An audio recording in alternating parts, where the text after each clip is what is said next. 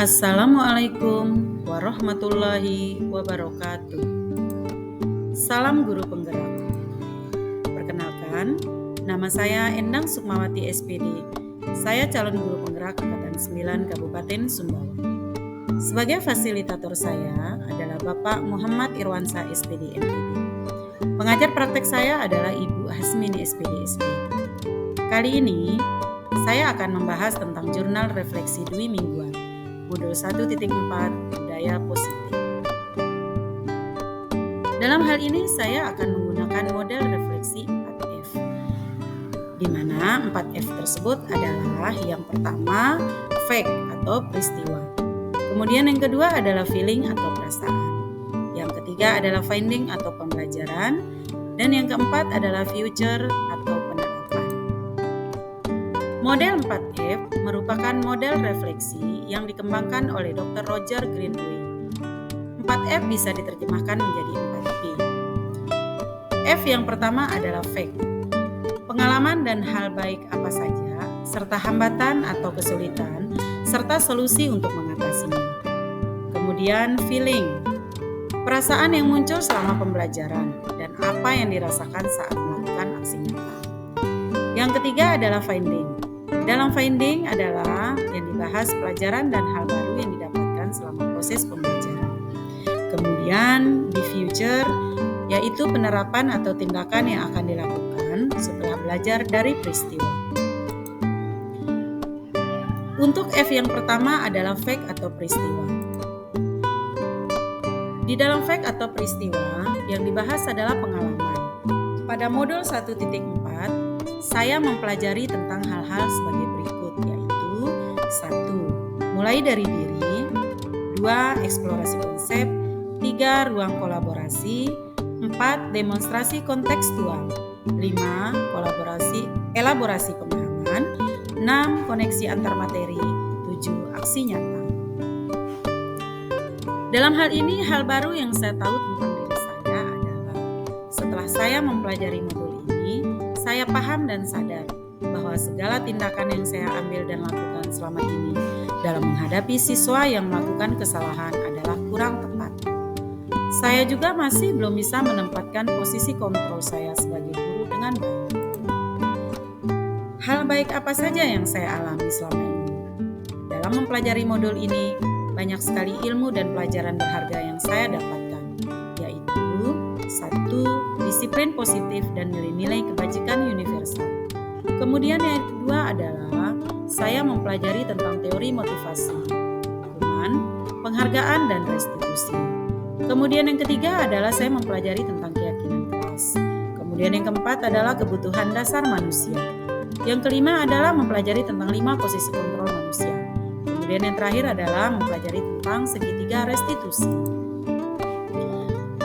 Dalam hal ini, hambatan dan kesulitan yang saya alami adalah teori-teori yang saya dapatkan dan pelajari dalam modul ini relatif baru bagi saya, sehingga penerapannya dalam lingkungan sekolah agak sedikit terhambat dengan pro dan kontra dari rekan-rekan guru.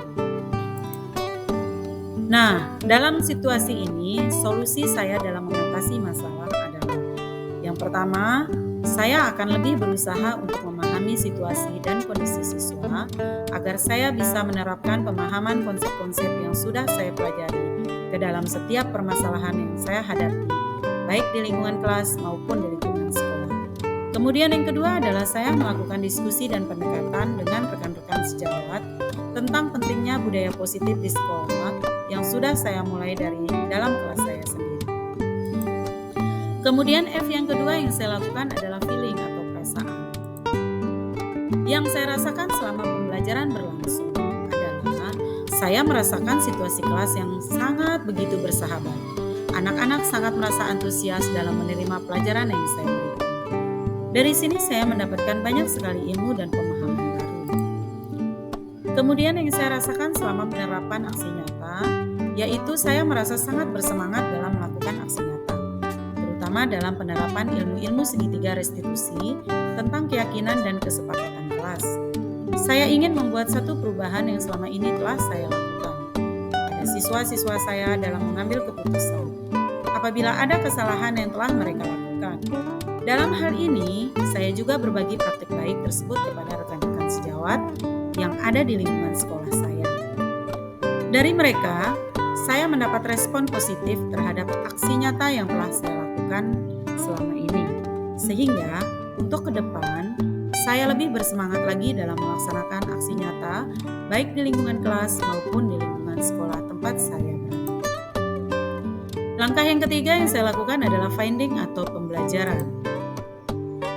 Pelajaran yang saya dapatkan adalah banyak sekali dalam saya mempelajari budaya positif tersebut, yaitu pertama, hanya saya yang bisa mengontrol diri saya sendiri, bukan orang lain.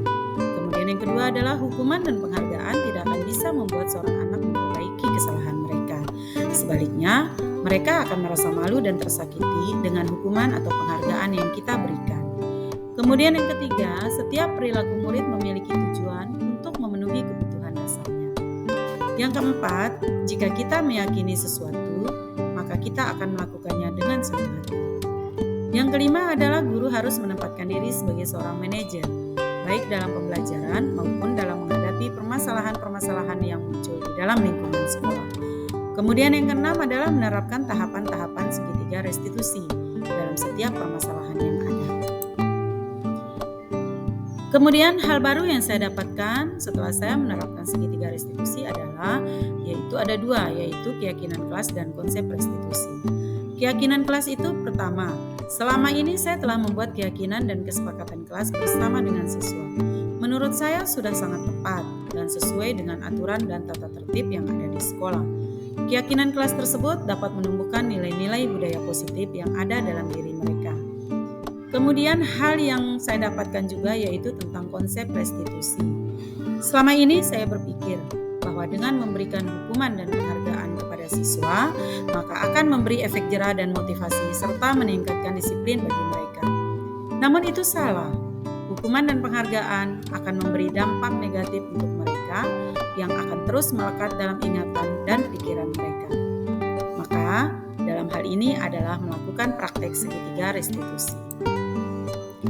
Langkah F terakhir yang saya lakukan adalah future atau aksi dan tindakan yang saya lakukan, yaitu hal yang akan saya lakukan ada 4. Pertama, saya akan tetap tenang dalam menghadapi anak-anak yang melakukan kesalahan.